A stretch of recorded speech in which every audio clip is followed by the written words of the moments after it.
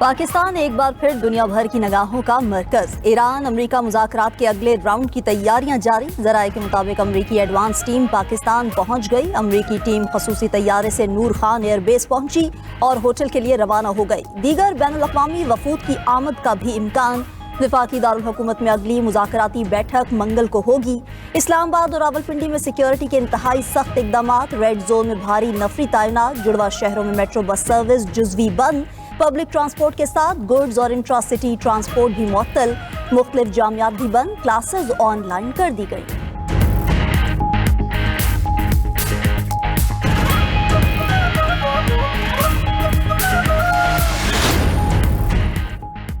وزیراعظم شہباز شریف کی آج ایرانی صدر سے ٹیلی فونک گفتگو ہوگی۔ ترجمان دفتر خارجہ کے مطابق پاک ایران وزرائے خارجہ کے رابطے میں وزیراعظم اور ایرانی صدر کی بات چیت ہونے پر اتفاق ہوا۔ اسحاق ڈار اور عباس اراغچی کے درمیان تفصیلی گفتگو ہوئی۔ خطے میں امن و استحکام کے لیے مسلسل مذاکرات اور رابطوں کی ضرورت پر زور۔ دونوں رہنماؤں کا قریبی رابطے میں رہنے پر اتفاق۔ اسحاق ڈار اور کینیڈا کی وزیر خارجہ کی ٹیلی فونک گفتگو۔ علاقائی پیش رفت کا جائزہ لیا گیا۔ کینیڈین وزیر نے امن کے لیے پاکستان کی مسلسل کوششوں کی تعریف کی۔ وزیر خارجہ اسحاق ڈار سے پولینڈ کے ہم منصب کا بھی رابطہ ہوا۔ باہمی دلچسپی کے شعبوں میں تعاون بڑھانے کے عزم کا اعادہ۔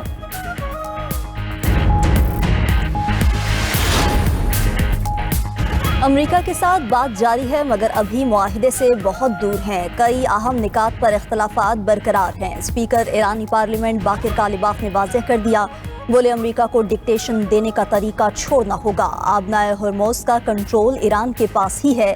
امریکی بحری جہاز 1 انچ بھی آگے آئے تو ہم یقینی طور پر حملہ کریں گے۔ ترجمان ایرانی وزارت خارجہ اسماعیل بقائی نے کہا کہ امریکی ناکہ بندی جنگ بندی اور UN چارٹر کی خلاف ورزی ہے۔ ایرانی آبادی کو جان بوجھ کر اجتماعی سزائیں دینا جنگی جرم کے مترادف ہے۔ عالمی برادری امریکی اقدامات کو نظر انداز نہ کرے۔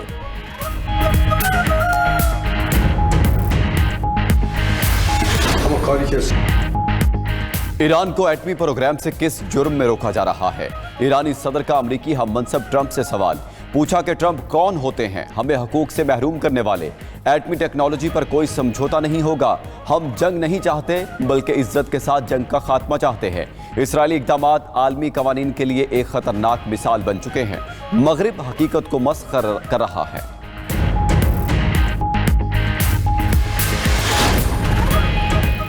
ایک طرف امریکی ناکہ بندی، دوسری جانب ایران کی وارننگ۔ آبنائے ہرمز میں شپنگ ٹریفک مکمل طور پر رک گئی۔ بلومبرگ کے مطابق 24 گھنٹے میں کسی جہاز نے آبنائے ہرمز کو عبور نہیں کیا۔ ایران نے اپنی بندرگاہوں سے نکلنے والے ٹینکرز واپس آنے پر دیگر آئل ٹینکرز کو بھی آبنائے ہرمز سے گزرنے سے روک دیا۔ گزشتہ روز 13 آئل ٹینکرز کو خلیج کی طرف واپس بھیجا گیا۔ خلیج میں 3 جہازوں پر فائرنگ کے واقعات کے بعد تمام جہاز ارد گرد لنگر انداز ہو چکے۔ امریکی ناکہ بندی کے باعث یمن کے حوثی باغیوں نے آبنائے باب المندب بند کرنے کی وارننگ دے دی۔ ٹرمپ کو فوری طور پر تمام رکاوٹیں ختم کرنے کا الٹیمیٹم۔ ترکی کا ایران امریکہ جنگ بندی میں توسیع کا مطالبہ۔ پاکستان کی میزبانی میں مذاکرات کی حمایت کے عزم کا بھی اعادہ۔ ترک وزیر خارجہ خاقان فیدان کا کہنا ہے پاکستان کی کوششیں قابل تحسین ہیں۔ ہم مذاکرات کی مکمل حمایت کرتے ہیں۔ آبنائے ہرمز سے متعلق بات چیت جاری ہے۔ جنگ بندی کو مزید توسیع دی جانی چاہیے۔ فیدان نے مزید کہا ایران امریکہ مذاکرات لبنان کی صورتحال پر اثر انداز ہو رہے ہیں۔ اسرائیل اس کا فائدہ اٹھا کر جنوبی لبنان پر قبضہ جاری رکھے ہوئے ہے۔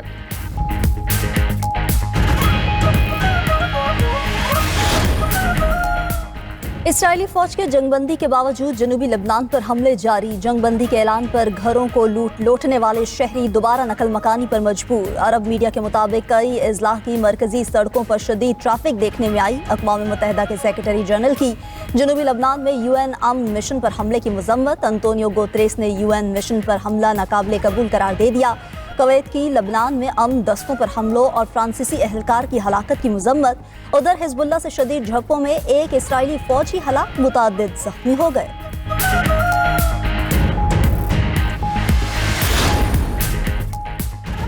پاکستان نے امریکہ اور ایران کو پہلی بار ایک میز پر بٹھایا۔ بات چیت کے دوران کئی بار گرما گرمی بھی ہوئی۔ معاملہ ٹھنڈا کرنے کے لیے میٹنگ روکنا پڑی۔ اسپیکر قومی اسمبلی ایاز صادقہ تقریب سے خطاب۔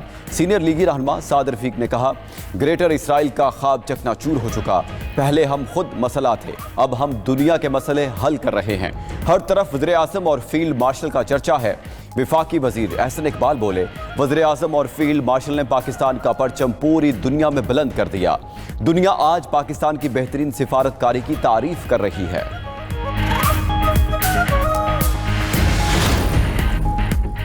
پاکستان ثالثی کے ذریعے دنیا کو عالمی جنگ سے بچا رہا ہے۔ مولانا فضل الرحمان کا لاہور میں سیمینار سے خطاب، کہا امریکی اور ایرانی وفود مذاکرات کے اگلے دور کے لیے اسلام آباد آ رہے ہیں۔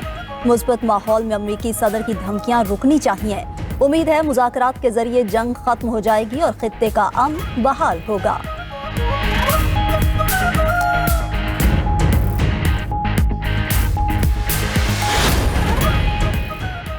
صدر مسلم لیگ نون نواز شریف اور وزیر اعلیٰ پنجاب مریم نواز کی زیر صدارت خصوصی اجلاس۔ مری کے علاقے کوٹلی ستیا میں سکائی گلاس برج پروجیکٹ کی اصولی منظوری دی گئی۔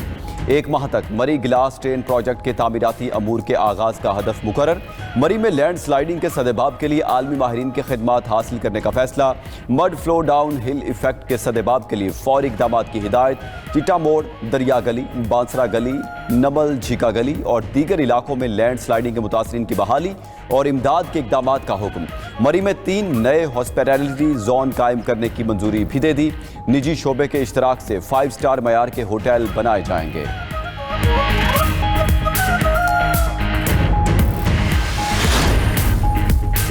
سندھ حکومت تمام شہریوں کو صاف پانی مہیا کرنے کے لیے پرعزم۔ وزیر اعلیٰ سندھ کی زیر صدارت حیدرآباد میں پانی منصوبے پر اجلاس۔ اس موقع پر مراد علی شاہ نے کہا کہ ہمارا مقصد تمام شہریوں کو پانی کی سہولت فراہم کرنا ہے۔ بریفنگ میں بتایا گیا کہ واٹر ٹریٹمنٹ پلانٹ قاسم آباد میں پانی کی فراہمی بہتر بنانے کا منصوبہ ہے۔ وزیر اعلیٰ سندھ نے واٹر ٹریٹمنٹ پلانٹ منصوبے پر فوری عمل درآمد کی ہدایت دے دی۔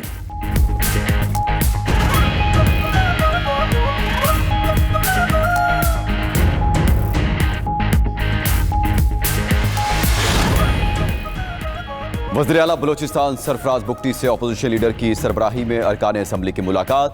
پارلیمانی امور، آئندہ مالی سال کے بجٹ اور ترقیاتی منصوبوں پر تفصیلی تبادلہ خیال کیا گیا۔ وزیر اعلیٰ سرفراز بگٹی نے کہا کہ اپوزیشن کے مثبت اور تعمیری پارلیمانی کردار کو قدر کی نگاہ سے دیکھتے ہیں۔ عوامی مفاد کی قابل عمل ترقیاتی اسکیموں کو PSDP میں شامل کیا جائے گا۔